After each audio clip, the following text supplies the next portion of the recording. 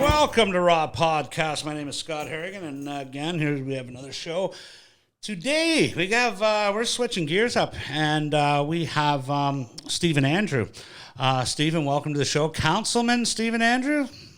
Yeah, sure. For now? I just prefer Stephen. Stephen, yeah. Stephen is good. I'm always Stephen. Well, yeah, absolutely. And I don't want to jinx it, but future mayor of the city of Victoria? Running for mayor come October. Right. The municipal election. Definitely something I want to do for the city, and it's a goal I've had for a while. So I'm really pumped, very excited. Actually, this is going to be a great few months leading up to the vote on October 15th. And of all the other times you've ran and before and stuff, this is probably, as it turns out, this is probably the perfect time for a guy like yourself, as far as the change that's happening and stuff like that. But I want to get into more. I want to get into the being an ex-journalist. Yeah. And not just a journalist, an investigative journalist. Mm-hmm. You have to have thick skin, right? It's not a profession that for the lighthearted, especially in a smaller town where you could be buddies with somebody or friends or an acquaintance, and something happened, and you have to report on that, and so you're not conflict isn't something that doesn't. Scott, it's interesting because that, I think, is an asset. Absolutely, it is. Looking at issues, you can, in your reporting as a reporter, you try to be as unbiased as you possibly can. We have to. And yet, sometimes you have to get really tough, a bit of an edge to get to the answers. And I think that if I look at my own limitations in many respects, sometimes that toughness can be interpreted as being, strident or aggressive, or maybe being a little sharp-edged sometimes. Well, it's not all gumdrops and candy canes out there. I mean, let's be honest. Yeah. Right? But people don't see the other side of me, and that's just because of who I am who I was on TV, what I'm like at the council table.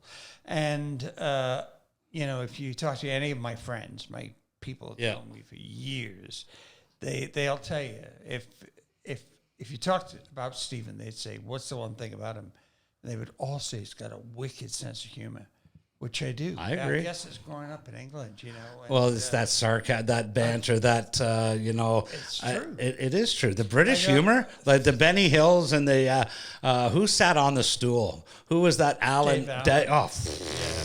I mean, on the buses and all that stuff. I grew up with the same thing, being in a Scottish-Irish household. Oh, yeah. Right? So it's, the language, I still, what's acceptable my there isn't here. It's actually, people think I'm from England, and I am originally, but years ago. But my background actually is Irish on one side, and then on the other side. We're all Irish somewhere. We're definitely on March 17th, we all like to be.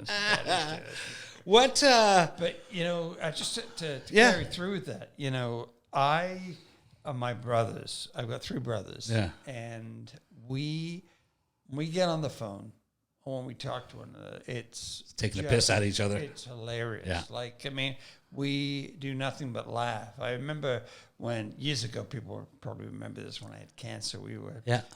My youngest brother came out, and we were in the cancer agency up there on Lee Avenue, and we were waiting for the oncologist. First time the oncologist was going to come in, and we were just being silly buggers and laughing our heads off, Yeah. And that's how we deal with things, What's the best medicine? Laughter. Laughing about it. And what are you going to do about it? It keeps you humble, though. I've even made jokes at the council table. I'd like to lighten the load a little bit at the table, because all the time it does get pretty intense. Well, I want to talk about that, certainly, and I want to get back to that, because it's to me, I want to know how much personalities play in part of decision making. I want to know what kind of different personalities make up council. When you say personality, what do you mean in decision? Well, we're all different, aren't we? Like we all like somebody like I'm going off the humor thing because people that find me funny find me hilarious. Some people might find me vulgar.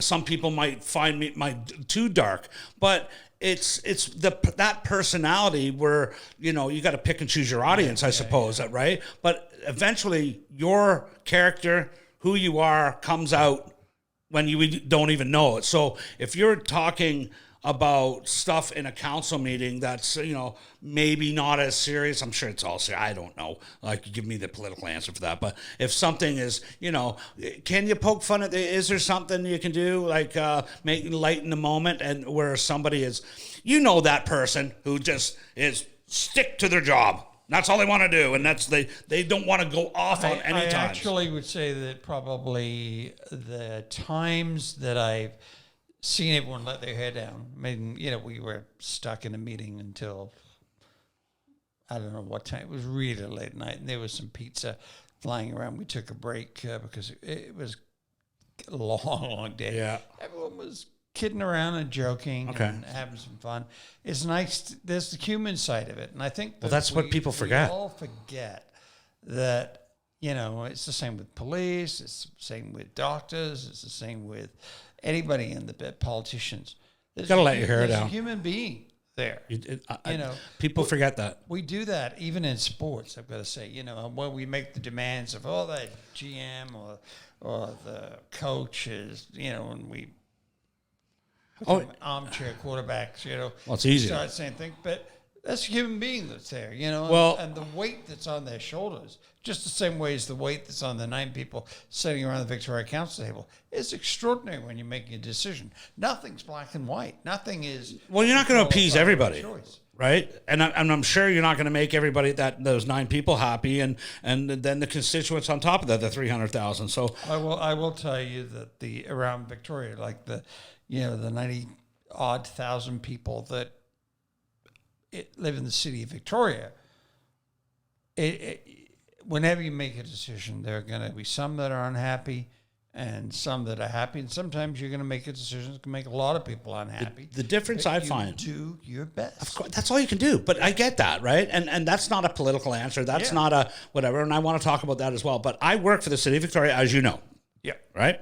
And having that knowledge, and when you're making decisions, you don't make decisions just based on the residents of Victoria. No. It's because of I was in street cleaning, and I don't know how many times that you'd have people from Saanich here, there, come into the city, party it up, take a big dump, and leave, and the city of Victoria had to clean it up and stuff like that. But so the decision making isn't just for the residents of this; it's how do we accommodate the other municipalities? Because I don't know anybody that goes to looks on the map and goes, oh, we're going to go to Saanich for. I mean, God bless Saanich, I get all that, but it's people go to Victoria when they come here, they stay in Victoria, correct? So you got to make decisions based on people coming into our city. I mean, I think as a capital city, you carry a lot of weight. Parliament buildings, everything. Like, there's a lot more going on in the capital than there is, say, in Metchosin or Colwood which is to my point, right? Or Nelson. But there are things that you have to deal with. But the problem, part of the problem in Victoria, in Greater Victoria, is the structure. We've got all these different municipalities. Do you agree with that? Do you agree? Should we amalgamate? There should be amalgamation. I agree too. Should it be one? No, I've never thought of that. And it's not, I've never said to save money, but I definitely think there are issues we can deal with, such as regional transportation. I think we could do a better job on that. Yeah. Land use could be different. And I think we would get better governance, really, at the end of the day. We would have better governance. People say that being council is a part-time job, being the mayor is a part-time job. It's not. Oh, I mean, yeah, okay, I get paid part-time hours. I think it's something like 20 odd bucks an hour, something like that. It's public information, but the amount of time that we spend doing the job is extraordinary. Like, it really is. I mean, typical Friday, we get an agenda with research package and reports that we start to read, and we'll read those and go through it and have to be ready by Thursday for the meeting, because you have to read everything. And also during that time, you're getting literally hundreds of emails coming through that you're reading and responding to, and phone calls and meetings you have to go to. I mean, I sit on a specifically to you. Like, do you get emails specifically asking you, or is it a group email that it goes to the councillors? They come both. So I will get emails direct to me. I will get. Is that the proper way of getting a hold of you, or is that because you're so open? If anyone wants to get a hold of me about city business, yes, yeah, just Stephen, that's with a PH, Andrew at victoria.ca, and it'll come right in my inbox. But you must get personal ones too at the same time that say, hey, I noticed this, and this. Do you defer them over to the email, or you'll just even when you're not supposed to be working, you're working? Okay, operations issues, I will loop in staff and ask staff to assist. Okay. But so there's emails coming directly to us. Then on top of that, there's an email that's mayor and council at Victoria. Right. And we have to read those to find out of course people you do. are thinking. And or people send us emails to all the councillors, and sometimes it could be an issue will bring about many of the same emails, like letter writing. Does it ever get monotonous? No. Like one councilman, like I guess I'd be remiss if I didn't talk or ask about Bennett. He seems to be the big name, where it doesn't seem like he does anything easy. Everything's a struggle. Everything's this. You know what I mean? He doesn't seem. He's lost the room. To be fair, like a lot of people, I would find him to be confrontational, and maybe not as personal, whatever. But like, is he a fair man to work with? Is I don't always agree with him, but again, it's that human being issue that I've brought up. He's. But you didn't agree with everybody doing the journalism either. I've been irritated by him, and I'm sure that he's been irritated by me. So, it's part of the process. I'm not going to trash him. It's no. I'm not here to trash. I think that people. Is it fair, the criticism that he gets? I think it's a very difficult question, because I would come with a bias. I mean, I don't agree with him. And I think that he and some other councillors have put us in a bad position with some of the policies that I don't agree with. So I'm fair dues, biased on that. Okay, no. Yeah. What about Mayor Helps? Is she she had to get off social media because of the criticism? Was that? So I guess what I want to get to is this, Stephen. Again, working for the City of Victoria, I may know some things that are just because public works and stuff like that, and being around. One of the things I think is, Fortin got knocked over the bridge and this and that, and some of the things there, and not all of it was on him, I don't think. Whatever, and some of the things. I mean, Lisa Helps just gets ripped. She gets ripped. I've said publicly, Scott, that Lisa works very hard.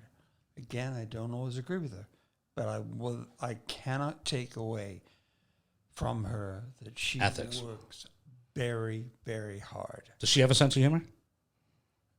Can you banter with her? Yeah, I guess. Have you tried?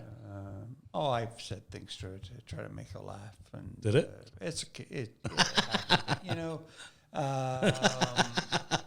I have a former councillor and I quite tight, and I'm tight connect with Marianne Alto as well, you know, I mean, because Charlene Thornton Joe? We talked to her. Charlene, I do have a good relationship with her. And, you know, she's level-headed. Marianne and I will laugh quite frequently about things that happen. But that's just because, I mean, I've always been that way. But is she not running against you? Who? Marianne? Don't know. Oh. Well, you heard it here first. You heard it here first at RawPodcast. At this point in time, I have not heard. I heard she was. Well, then. What would you think of that? It will be an interesting debate. Okay. You know, I mean, until I actually see. Yeah. Who officially lays there. I thought all that had to be in, though. No, it's got plenty of time. Okay. Yeah. Okay. Yeah. All right. Where do you sit?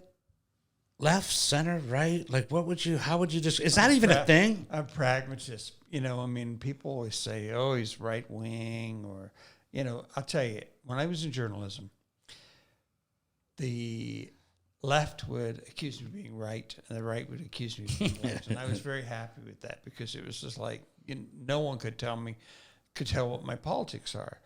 And I voted in different ways in different elections. But what I would say is I try to find the middle ground. I try to find a compromise in what's going on. You know, my belief at City Hall is that it should be neither left nor right. They're old-fashioned terms. We should try to do what's best for the city. And if we did that, then I think we'd be in a much different position. I don't want people coming in with ideas of, you know, you got to be left, you got to be right, you got to be green, you know, you got to be whatever color.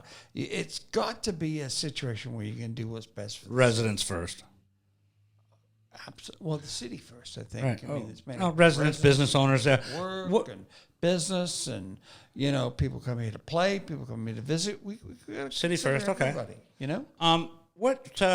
Given the state of the city of Victoria right now, and let me just expand on that. What I find is the people that live in Victoria love Victoria, and they have issues here and there and whatever. But the most critics come from people that don't live here. They're apt to be more critical of Victoria, thinking that this is how it should be run. Blah blah blah blah blah. Is that a fair statement? I don't know about that. I think it's across the board. I get emails from people that live in the city. I get people that live in wherever, Vancouver, you know, for instance, telling us we're doing it wrong or doing it right or whatever's going on. But isn't it more like it's more the people that work for the city? It's more minor complaint. That's, you know, my garbage is too loud, or that maybe this is the machine is at 4 a.m. or something like that. Where, you know, I'd tell you the biggest issue we deal with, and all councils deal with this, is land use issues. You know, should this development go here? Should we be building more housing? You know, should there be more affordable housing? Should there be more housing that is high end, or should it be rental? I mean, those are the questions that we face. And I want to talk about that specifically. I really want to hit hard on those. Yeah. But okay, let's just say, like, given the state right now of Victoria, you said, you know, what's best for the city. Let's just take Victoria right now at this very second. What is best for the city now? What would you do? Magic wand, boom, you're mayor. What would you do?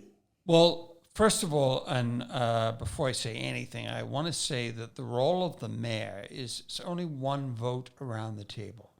So the mayor has no more, should we say, power than any other individual in their vote at the table. So you think the mayor doesn't have any influence to the other councillors? I think the mayor has influence on what comes on the agenda, but I hope we've seen it where the mayor has taken one position and the council's taken another. I mean, that has happened. I mean, no one's going to agree with everyone 100% of the time, but if you ask me what I like to see as mayor, yes, I think that we have, as a city, we are facing some real challenges with public safety, And I think part of the problem that we've had there is that we've put our hand up every time that we want supported housing or housing for those that are less fortunate. And it's been concentrated in Victoria. And unfortunately, and I believe that we should be providing housing, first of all. But the trouble is... Just for homeless or for everybody of less means? Well, I think, having lived and been homeless in my youth, I can tell you it's no fun.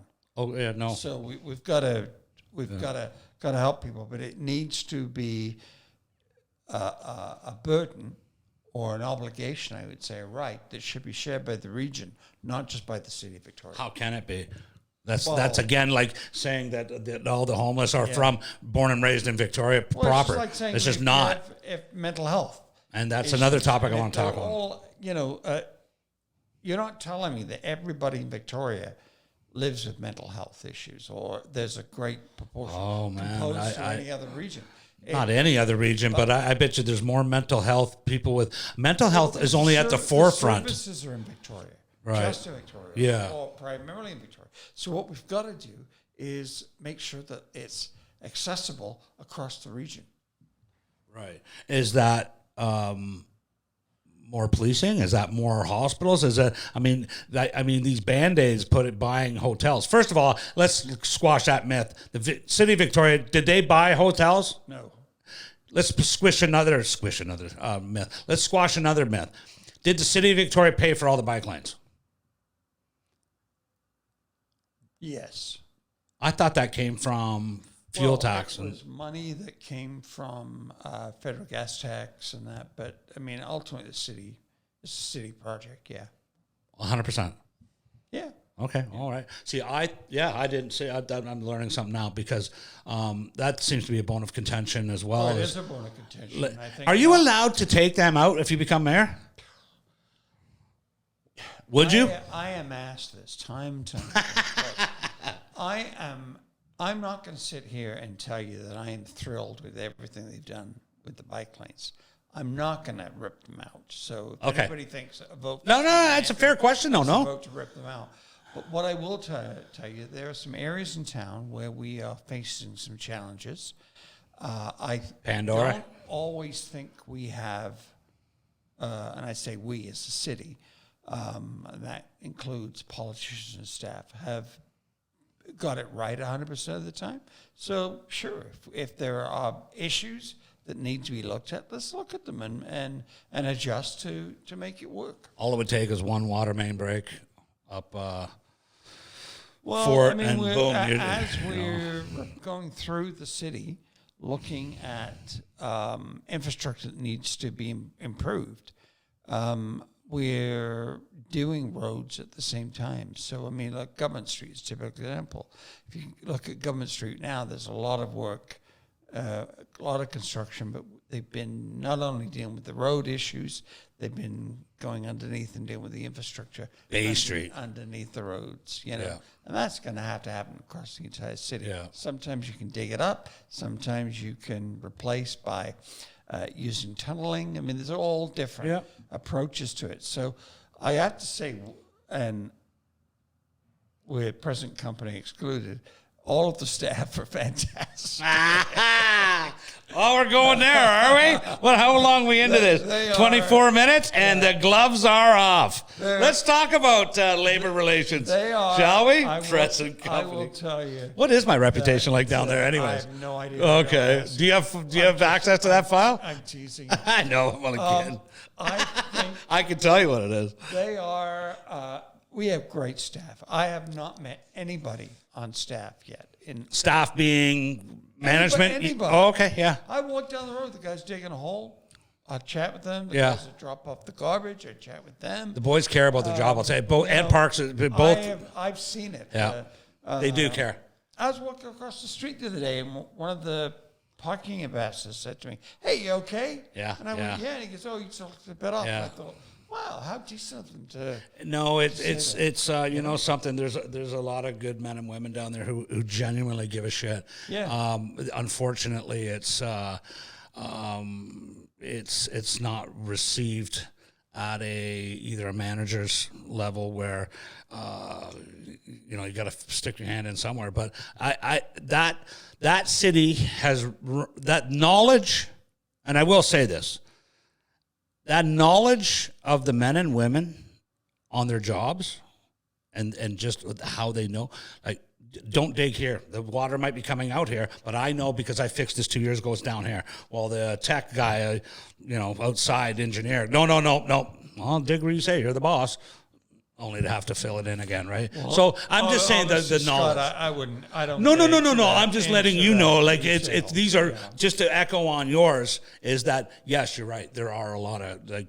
How big a part does the mayor play in labor relations with the union? Does he or she get involved in grievances? Is that the city manager? No. So I will tell you that the job of council is to hire, fire, and evaluate the chief executive officer, which is the city manager, right, and guard the public trust. That's their job. So it should be hands off on how the day-to-day operations are run. That should be done through the city manager. It should be done through the directors and the managers. That's the way it should be.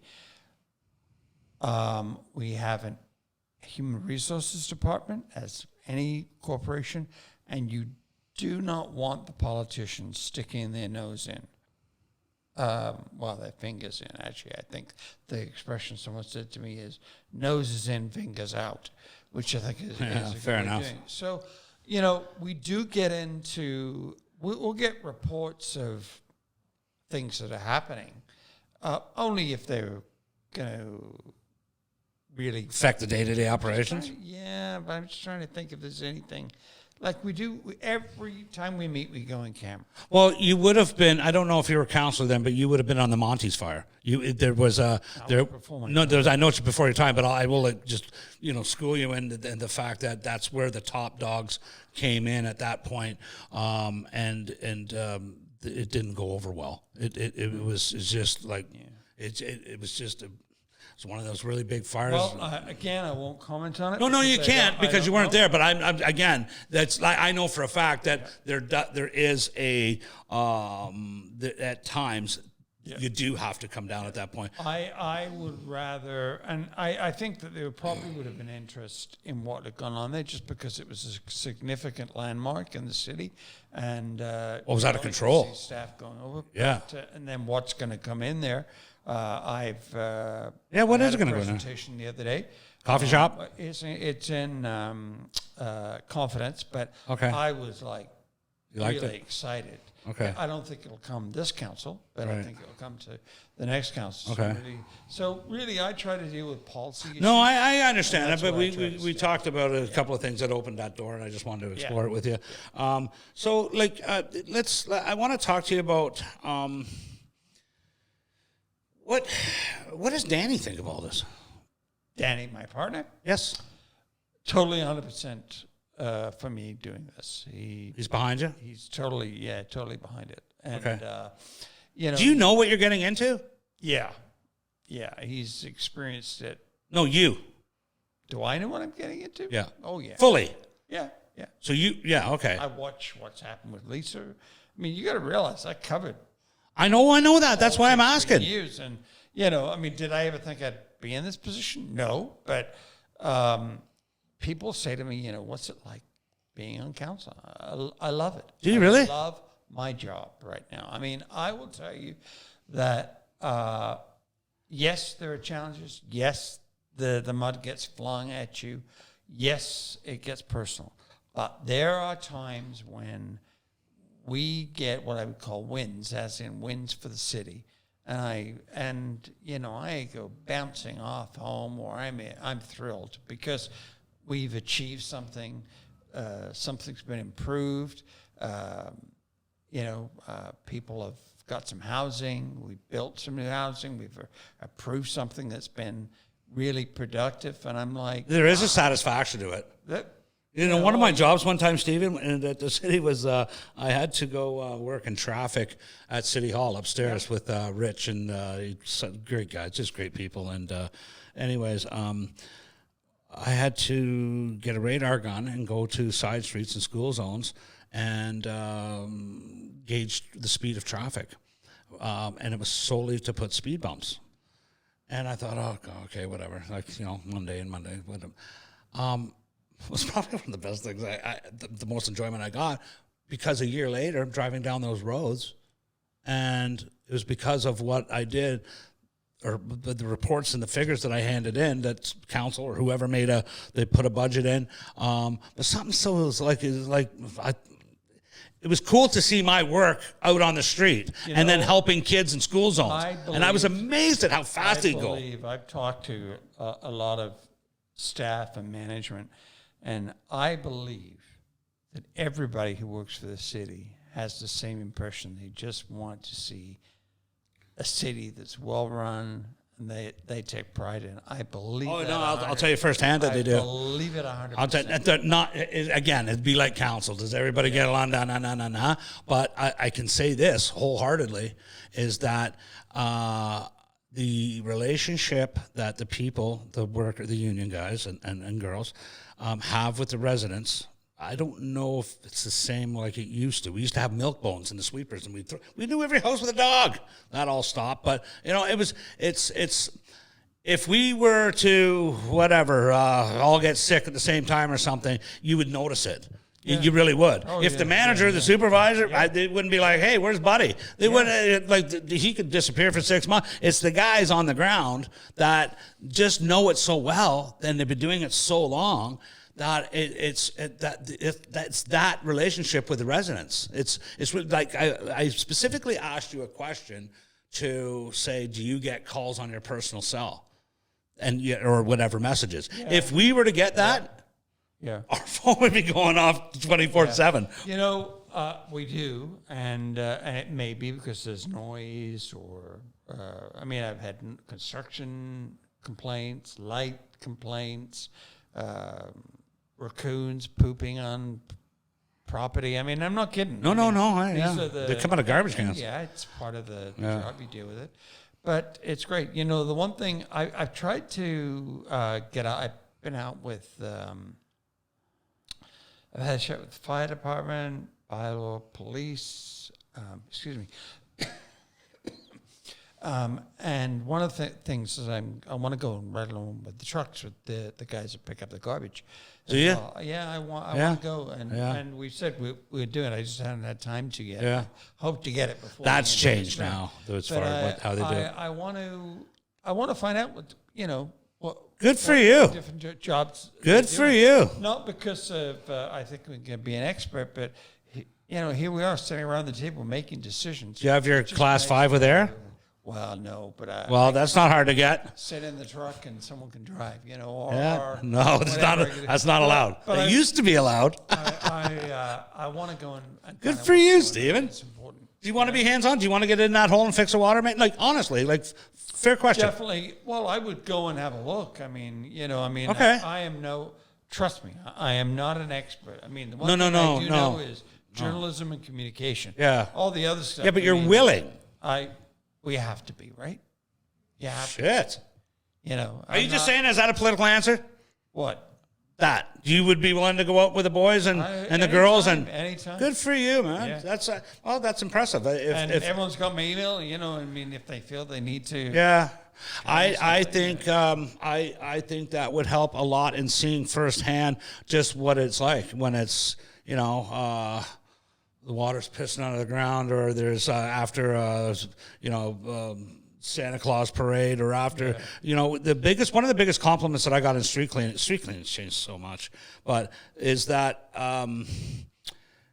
you'd have the 10C or the 10 Times Colonist 10K. You'd have St. Patrick's Day parade. You'd have Canada Day. And then by that morning at 6 a.m., all that's gone. It's like this little magician, little fairies come in and go, doop, and honest to God, Stephen, we take massive pride in that.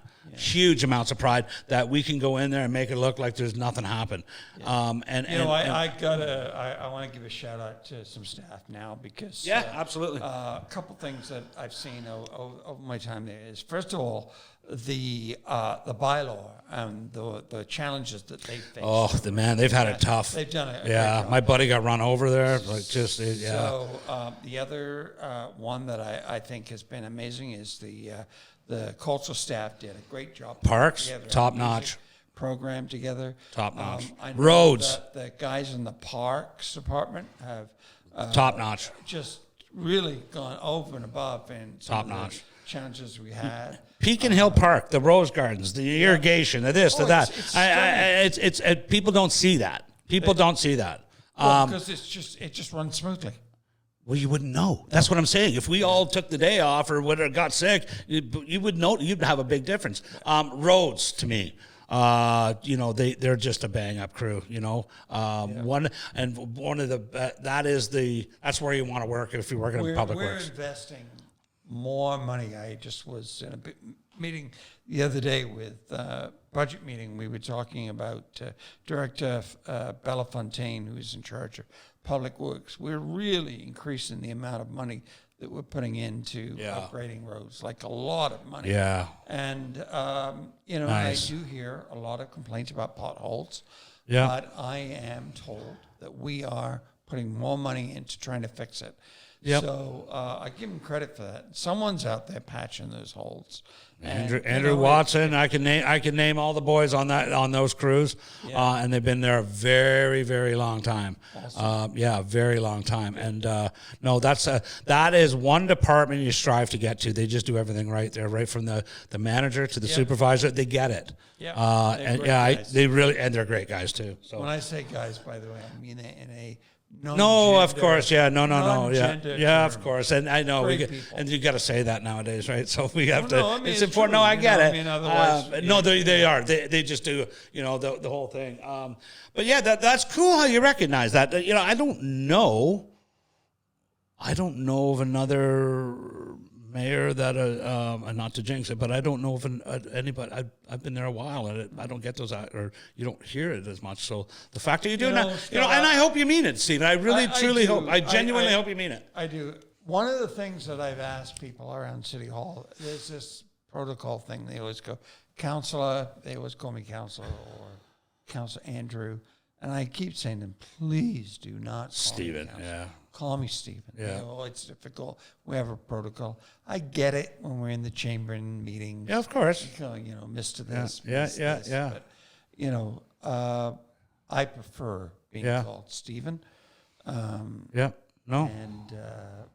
I've said that to people. Please call me Stephen. Right. And because I don't want that, they call it the mantle. Just because I got council in front of my name that if I'm so honored with being the mayor, I don't want people to call me mayor. I want them to call me Stephen. What about if somebody calls you worship? I would cringe. I'd like it just once.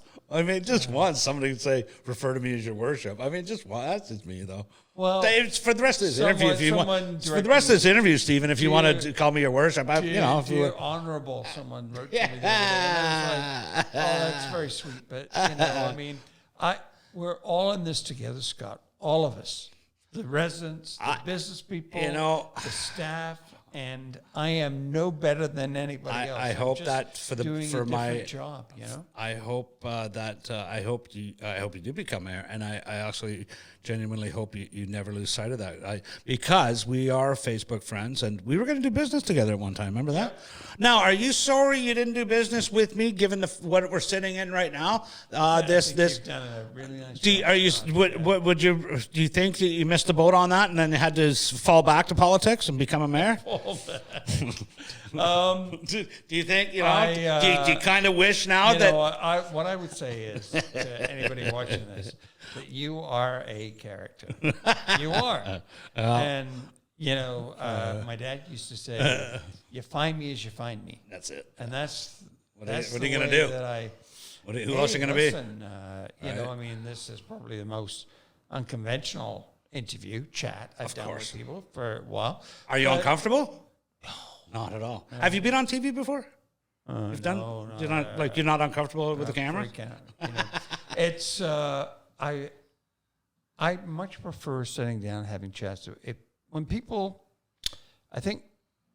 sit down with me for a period of time, they get to know who I am, not what they think I am. That's right. And people say, oh,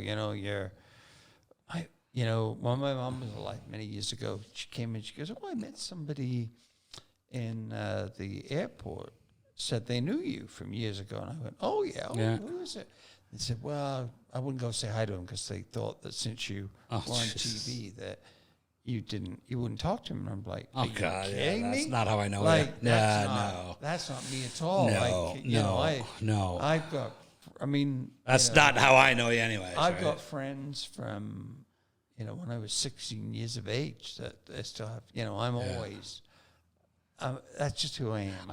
People, believe it or not, that's who I am. I'm just, I think when people come to the house, sometimes they're like, what's wrong? And I'm like, what?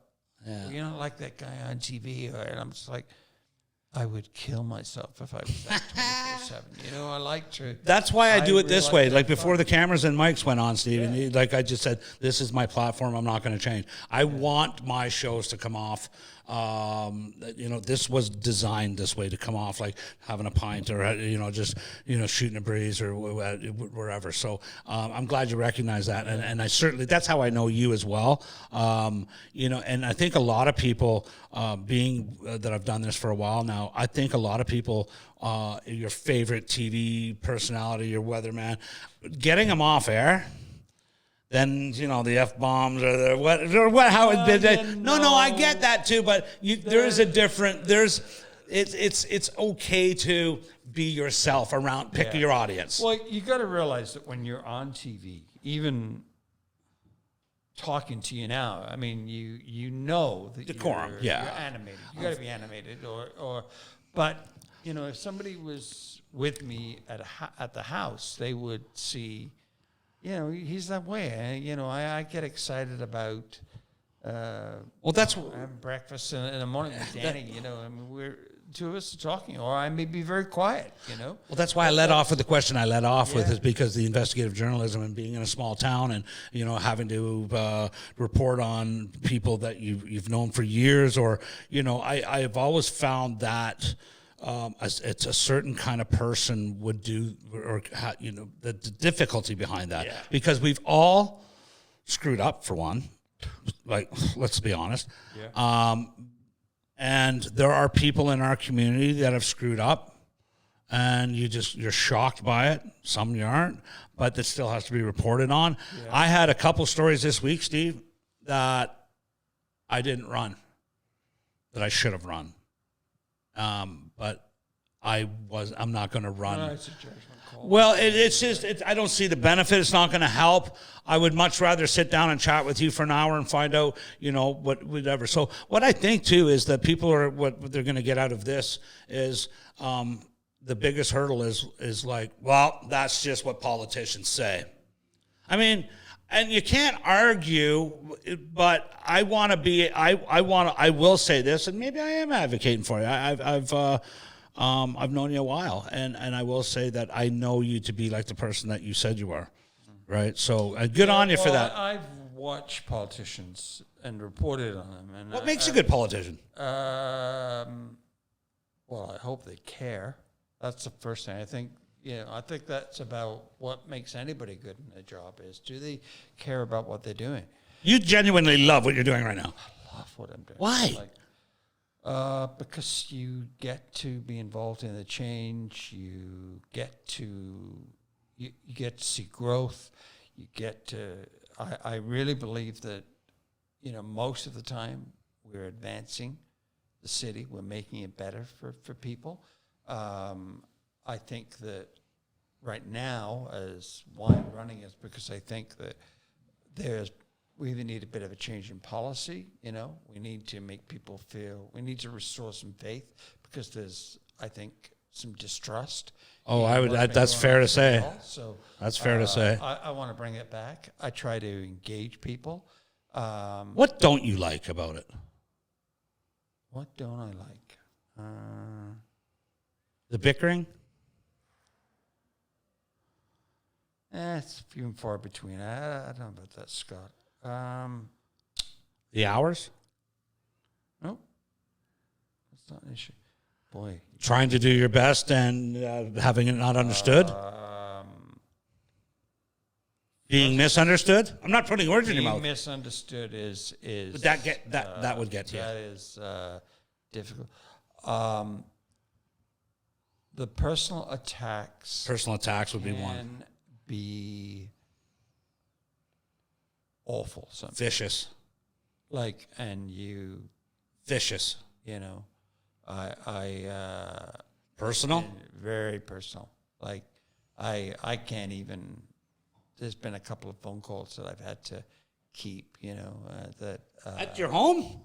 No, on my City Hall voicemail, that were just like, are you kidding me?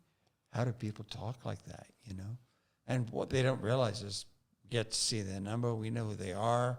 You know, because we obviously have call display and yeah, it's been, but I haven't made a big deal out of it. I don't like people lying to me. Yeah. But that's just general in life. I am frustrated in council meetings that are way too long, longer than they need to be, when people monopolize the conversation. That can be a challenge. Working with other municipalities? I have friends. I know so many of the people in other municipalities. Are you jealous of any other municipalities that seem to be doing, like, to me, and I say that only because I know the smirk on your face. Jealous? Yeah, because I think you should. I think you should. Speaking specifically on sports, yeah, Langford does it right. Man, are they good. Okay. No parking. Let lineups. There's no parking enforcement. There's no ticketing. There's no. I will say this about Victoria. Victoria's got a way to go, I believe. And this is just my Fair enough. Fair dues. Work with the sports community. Yeah, you do. To enhance its presence within the city. You know that I will say. You know, one of the best events. I know Stu Young well. I know what his values are. I know where he wants to go with sports, and he's made that a primary policy. Still working on it. More seats for PFC. So what I would say about that is, that's where he is. That's his policy. That is not what's happening in the city of Victoria. But no, not at all. But we all together, all the municipalities, bring a different dynamic to the region. I would highly suggest another ice rink. Honestly, it would be full moneymaker. It's a license to print money. Look at the trouble we have building the other in Victoria. That's Graham. What's Graham? But I mean, I am involved in sport. I mean, you bring up the Times calling this 10K. That's an organization I've worked with for 4 years. I sit on the board with Chris Wilson and them guys. Run sport with Chris Cyber. And Nikki Jomar, Alex. They do a great job. And Rob Reed, is he on that? He's actually with the marathon. But okay. We that event, the TC 10K, is huge, and we've expanded. We've now got the Times columnist. I should mention Brent Faulkner and he's the old track coach from UVic. And his wife Trish. Ula Hansen, but. We now have the track classic that's coming back. Yep, that's right. So what I would say is, we're trying to promote running, and we're doing the best we can. I think more, and it brings a lot of people into the city. Tons, absolutely. No, anything like around Dallas Road. I will say this. I will say that all those bike lanes and infrastructure on Dallas Road, stunning. stunning. For the Love most it. part, Love it. popular. Love it. We got an issue with dogs running around down there. Well, That's okay, but that's, you know what? I'd you rather know, that than what was there. But, stick with it. It's going to get... No. I get on my bike, I go down there, and I've been quite impressed with the... That's what's stunning. Stunning. But there's lots of room to have bike lanes. I've been up, along... Pandora, I've been down Pandora many, many times up Port Street and that. There are areas where the bike lanes are working. Oh, no, I'm not saying they're not, but you come on from wharf to store, that whole interchange there, wharf store, that is that's an accident waiting to happen. Yeah, I did some traffic work there, and I did some we've sweeping. We've had a couple of crashes. You have, and it's only a matter of time. That's going to cost money at that one. But getting back to track, I don't know if you might be interested. You might want to support this, Stephen, and just kind of. But I'm not going to pitch it to you. No, I'm just going to pitch it. RawPodcast is going to have its own marathon. I don't know if you know that. Oh, really? Yeah, it's the half K. It's around McDonald's drive-through and start and stop. That's what we're doing. So I don't know if that interests you at all. I don't know. What do you think the marketing would be on that? I tell you, would you get behind that? Could I put the city? Run Sport is which is the not-for-profit organization that promotes running. And we're looking at you for something out in the West Shore right now.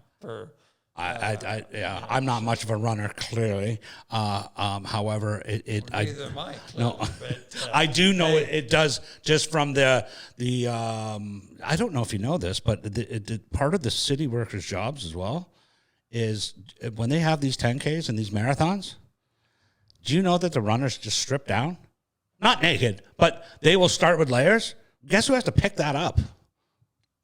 You know what I mean? So it's like you have to put it in lost and found. It's one of those things where it catches the sweepers and 10K is back this year. It's going to be no, it's awesome. Virtual and also an in-person race, barring any major COVID protocols imposed upon it. So what about Dragon Boat racing and all those things? Are you behind activities like culture, music, all that? Tell me all about it. I would like something going on in our city every day of the week. By the way, isn't that square looking great? Centennial? It's honestly better.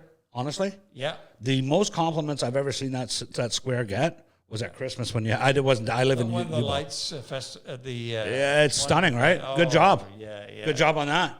They just took that down this week. Did they? But that's cleaned up. Yeah. Right? Well, we need to keep it that way. No, I get it. But what 2018 we had the World Juniors. Yep. Curling Cup, huge success. Yep. Massive. Yep. Hotels and parking, I'll tell you right now, were the comments that I got. There's a lot of, we need more hotel rooms. They're coming. Stop giving them to buying hotel rooms for whatever. The home. You got to. No, I know you're not going to get into it, but they've done it. I know. Now we got to deal with it. So right. Okay. Fair enough. Is more hotels coming? Yep. For sure. Yep. You're behind that. I am. We know we got the one at the corner of Fort and Blanchard that's coming. Okay. It's been approved. And there is, I've just seen another development that the other day, which, again, I can't give you the details on it, but I'm really pumped about it. You have to come back on for that one. Let's do it. Okay. What about affordable housing? You cannot leave this studio without, I know that you're sensitive to issues and economic issues, and do you have studies? Do you have spreadsheets that the people that are just scraping by? Do you know how many of the constituents? There are single many moms. People that are just right on that cusp. What are we going to do for these? I had to move to Yubo because I can't afford your city. Well, I can't answer specifically, but I'm going to ask. I will give you a story in the Times columnist this past week looked at the housing starts in the region, and there was significant. I think 1,700 housing starts in, I believe, in the Langford area. There was about 1,200 in Victoria. I may have the numbers just slightly off. Yeah, that's okay. Yeah, but then Saanich, which is the largest municipality on Vancouver Island, there were less than 300. And I think what it shows is that if we're going to solve the housing crisis, we have to build more housing. Yes, we have to build more affordable housing. But look around the region. I would say this to anybody, even those living in Victoria. Where is the land? Is it in Victoria? We're very limited there, you know? And the only way to really build more housing, and this is where we run into challenges, is to go up, you know, to create density. That's when they talk about density. Or how do we get more people fit into the city? Well, we're going to have to go up. Or we're going to have to take single-family dwellings and convert them into sixplexes or fourplexes. But really, every time you do that, what's it going to do to the infrastructure? Why couldn't we needed to service that? Why couldn't we purchase that property beside Blanchard Courts and behind it in that old school and across from the community center like that? That there just screams of townhouses and different things like that. It just does, and then somebody developed it. And is there more money coming into the city from a developer paying you than it would be to operate as a low income housing? People need to understand that the cost to build is the cost to build. So whether, you know, it's $400 a square foot or whatever it's going to be that. And if you say, well, because it'd be low income housing, it means subsidized housing. So to put it up, you have to get money from elsewhere. It's why we have the housing fund, for instance. I mean, to try to, if we can alleviate the cost of building, then you can either, one, get lower sales prices, but that's not there, or lower rental. So we definitely need to bring in more rental. Well, that's how we got the arena. And I'll build it, but you can't tax me, or that's that whole but thing. they have a lease agreement. I mean, they have a second lease agreement. Yeah. I think there are opportunities in the city where I think we can build more affordable rental. For absolute certain, I think 100%, Stephen. That absolutely. In fact, I mean, what's affordable though? Well, I think because things out right now are just like you'd have to. There's no other way to say it than insane. When I moved to Victoria in 1994, I moved into a bachelor apartment at the corner of actually it was the Abbey at the corner of Fisgard and Quadra. Nice. And I was paying $500 a month. That's 1994. Yeah. Yep. Okay.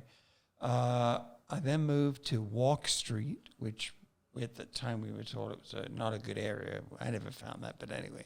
And we got a 1-bedroom with a washer, dryer, dishwasher, and that was $525. And now I'm hearing that we're paying about $1,700 plus. It's just not. It's too much. So what's affordable? What is affordable? No, wait, so that's what I'm saying. So no, that is affordable. 17?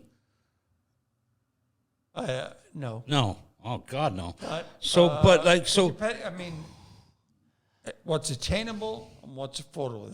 Those are two different things. So affordable is what can you afford to pay, and if we keep, if the price of rentals keeps going up, the only way that we're going to see it drop is by increasing supply. Then, as long as the supply is there, then we can see reduction. And I think I agree with you, and I get where you're coming from. But I for my audience specifically, is the questions they're going to want to ask is: are we spending? Let's just say the budget is the budget, and that's what we got. And are we spending more money trying to fix the opioid issue and housing than we are the single mom at home. They get their insulin or they get their drugs and needles paid for. Mom with a kid doesn't get her diabetes. She's got to go pay for that. I mean, somewhere, these are all fair questions. They're not easy questions. They're, what you and I deal with every day. 100%. Right? So can we start now taking more money away? We've tried to fix that thing. And I think at this point in time, it is not a drug addiction issue. It's a mental health issue. And the mental health issue is dealt and fixed differently than the addiction issue. Do you not agree with that? Yeah, I do. The single mom isn't addicted to coke and all that. And a conversation here on housing. Okay. Look at the journalist taking over the show. I think it's important. I get it. No, I get it. Otherwise, we're going to be here forever and a day. Yeah. Victoria is a municipality. It has a limited amount of money that it can spend in fixing the roads, providing services, community centers, picking up the garbage, fixing the water pipes, and so on. Housing is a provincial and federal issue. I couldn't agree more. Could not agree more. What we need to do as a municipality is advocate to a greater extent to ensure that we're getting things like complex care, that we are at the front of the line and front of mind when the province... But that's not guaranteed that the province is going to help. No, it's not. But that's what we simply, as a municipality, and this is what people don't understand, that say, well, the city should take it over. We don't have the money. And if you want a city that's affordable to sit in, like we're right in the middle of budget discussions right now, if you want a city that's affordable, then we've got to keep our property taxes at a reasonable level. And people say, well, I'm renting, it doesn't affect me. Well, hang on a second. Well, it does, of course. How doesn't it? Because for whatever you're paying as a homeowner, property owner, businesses are paying more than 3 times what you're paying. Well, if we do dramatic increases in property taxes, business has to get that money from somewhere. So it means that if you are a worker in a restaurant, they may have to put their prices up. So therefore, renters going in there are going to be paying more. Everyone's going to be paying more.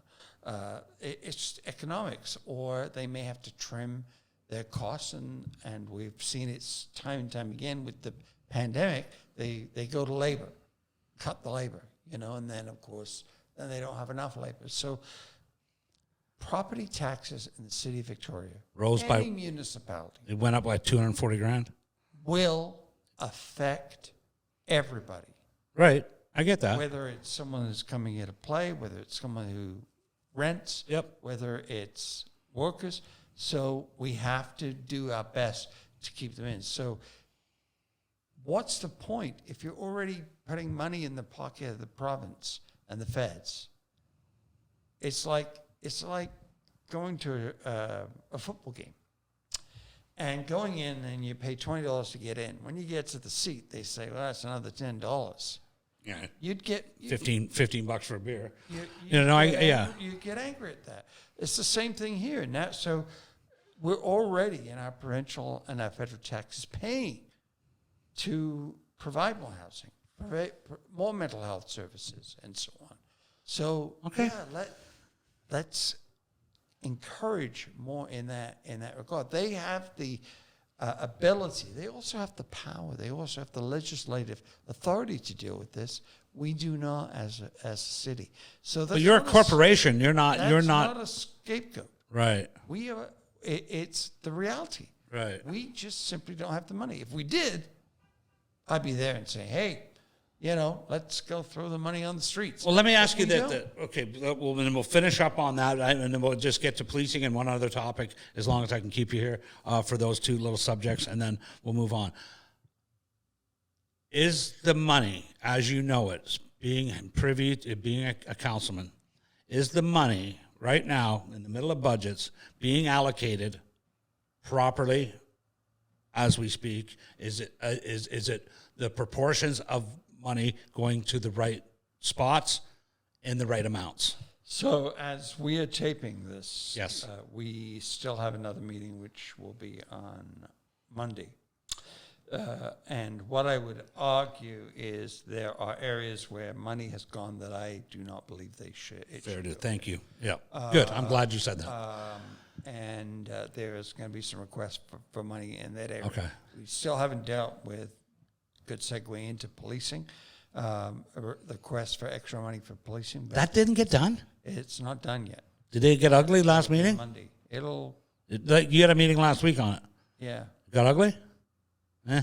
It's, What's the issue? Around the tip of the keep. Well, or where do you stand on it? I'm supportive of increasing. Giving more money. Policing. Yeah. How do you not? We need the positions. How do you not? But. Where's Ben? Well, poor Ben. He's made his position. We all know where Ben sits. I would say that I'm supportive of additional resources for the police. What's Lisa? I don't know. You don't know. I seriously don't. She doesn't vote? Well, she will vote, but she actually won't be there on Monday, so she won't. But you don't know what side she is on? Like, whether to give more? Because you'd think it's no more money. I haven't heard of it. Okay, fair it is. I don't want to speak for her because fair enough. No, I thought you would have. I've been in the meeting. If you had to guess, I thought she was going to go one way, she's gone completely the opposite. So Lisa, no. I the same with anybody. No, I get it. Okay, that's people have thought I'm going to vote one way, and I've been in a meeting and I've actually said, I've just been convinced I'm going to go this way now. Yeah, that's fair. That's fair. Yeah, I hope that's what's around the table all the time. Yeah, no, you know what, Stephen, that's a great explanation, and I wholeheartedly think you. That's good. I'm going to go with that. The last issue I want to talk about is bullying. Mm-hmm. I know I'm not going to put words in your mouth. I'm not going to answer that for you. What's your take on bullying on as far as just any kind of bullying is bullying, period, correct? Voting? Bullying. What is your take on bullying on any level? I disagree with it. Yeah. What determines, what is bullying completely? Can a counselor bully another counselor? Could a staff member bully another staff member? Is it something that could be, when it comes to power, to me, I do not like bullying at any level. It is one of the things that brings out the worst in me. Genuine, generally, but first of all, I hypothetically, which is what you're asking, obviously I'm against bullying. If there were specific examples, I would deal with it. But have you ever felt bullied in council? Bullied? No, it's a serious question. Oh, I don't think so. Pressure? Maybe. Only that, or... You were never bullied to making voting a certain different way, or if you didn't, you're going to have repercussions, or none of that. Like you stand on your own merit. I know that, but has there ever been a time where you've known me for years? I have known you for years, and I know you're against it. Do you think anybody? No, I don't think anybody. Me to do something that I didn't want to do. No, I know that wholeheartedly. No, okay. I. However, in politics. No. It's I guess. I think politics is. I couldn't do politics, and a lot of people find the transition extremely easy, and some people think it's easy and fail miserably, like Duffy and Ottawa and stuff like that. Like it's not. I want to know, just like any tax-paying person, that somebody is there that's going to stand there for no matter what their beliefs are. And I do believe that's you. I will say that. I've said it several times. However, if it's just you get this vote, I'll do the next one on what you never ever happen. Never. It happens. Not in my. Right. I have not seen it. Okay. And I will tell you. I mean, because bullying does happen in the workforce. Well, yeah, but I'm not saying City of Victoria. I'm saying it could be the office. I will tell you, I have people lobby.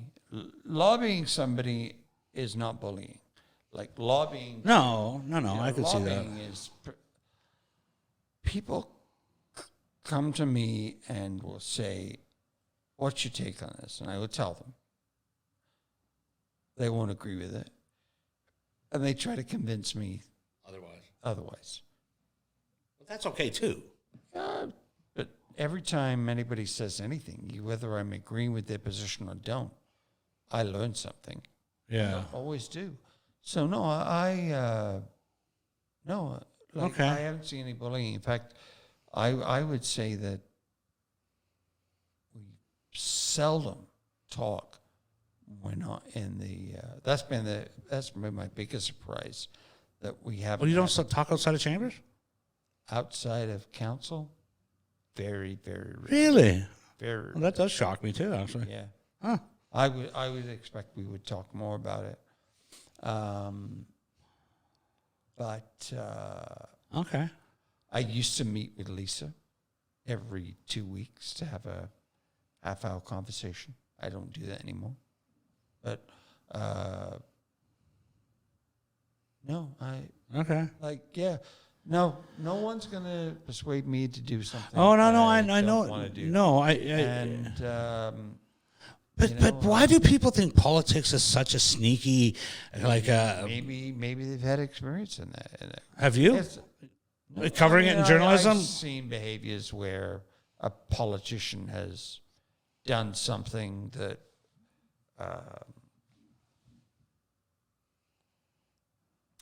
wasn't great, and they probably, you see, locally we don't get what's quote whipped, which and it's a terrible expression, but in provincial and federal politics, you have people that are there just to convince people to toe the party line.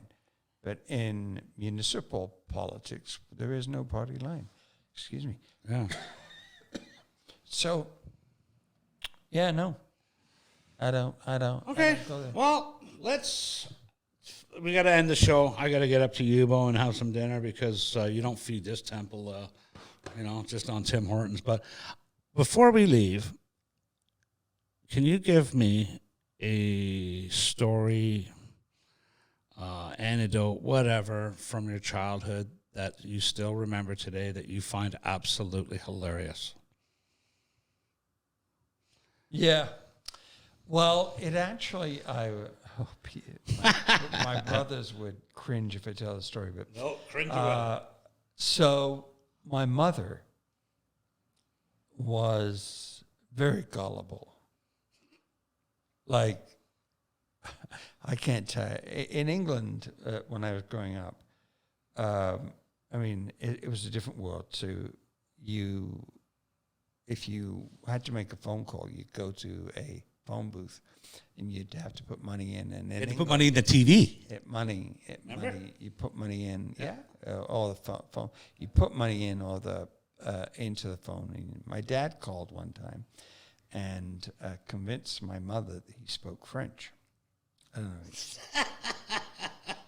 know. And I will tell you, my dad did not speak French. Didn't. But not even with a couple pints in him? Oh, he did not speak French. It was terrible. One of my brothers and myself, we do speak French, and it was just awful. And he convinced her that he was a French associate of my father. Oh no! And my mom struggling to answer the questions. And hook, line, and sinker. He said, "No, Mister, it's not in." And Philip is not in. And then he said to my mum, "Yeah, of course he isn't, you idiot. It's me." Well, she laughed and screamed. I could hear her on the phone. And when we got home, she was still laughing at Thought it was the funniest thing ever. And that was how it was. So when my mom passed a couple of years ago, we went, my brothers and I went to the funeral home, and we had to identify the body because she was going to be cremated. So they have you sign the form before you go in that it's who it is. Yeah. So you can just go in and leave because it could be an emotional moment. And so I went in, and my mom was there, and we saw her and that. But I don't know if you've been into a funeral parlor. I have once. I don't want to do it again. There's this, I would call it a false solemnity. There's, are you okay? Yeah. Everything fine? That's I'm right. really sorry for your loss. I mean, how many times do they have to say that? That's right. I get it. So when I come out, the guy was standing there. My brother and I, one of my brothers and I, came out, and he said, "Is it okay? Everything okay?" Like kind of very, "Are you okay?" And I said, "Yes, but it's not her." Oh no! He nearly fell over. No way. And I said, "Just kidding." Just kidding. And my younger brother could not stop laughing. And then one of the twins, who was the other end, he was howling. And I was laughing. And people have said, I told my brother in Australia this, and he thought it was very funny. Now, people that know us, know the family, will find it very funny. Of course. And I find it hilarious. The poor guy really, he actually nearly fell over. I mean, it was...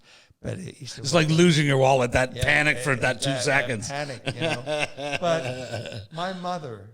She would have laughed. She would have pissed herself. Absolutely would have. 100%. That's who she was. Absolutely. And it was kind of like a nice, tender, very funny moment. It brought closure. It brought us together. Closure. Yeah.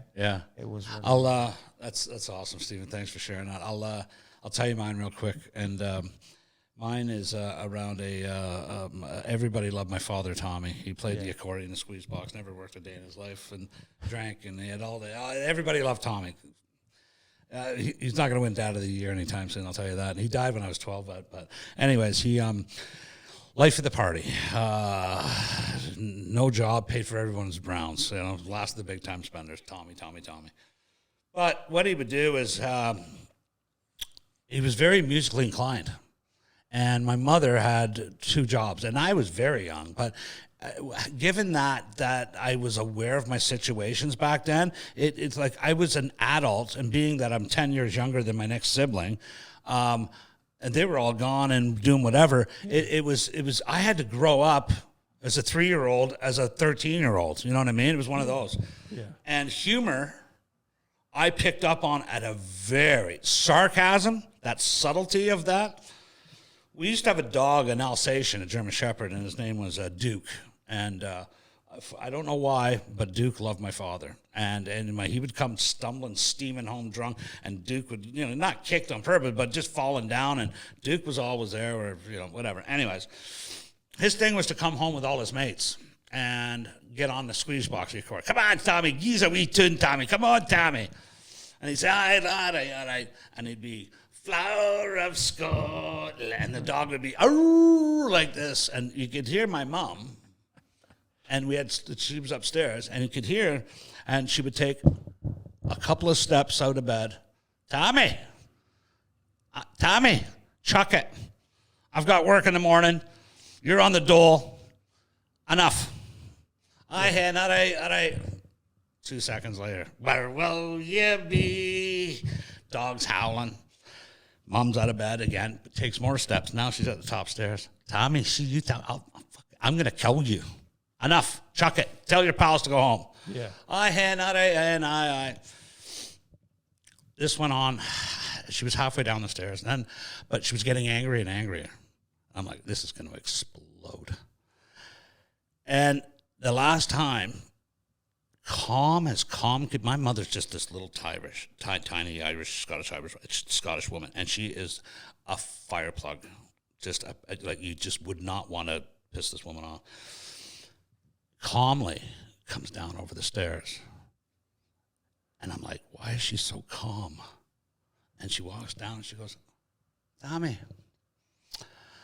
if you're not going to chuck it, at least play something that fucking Doug knows.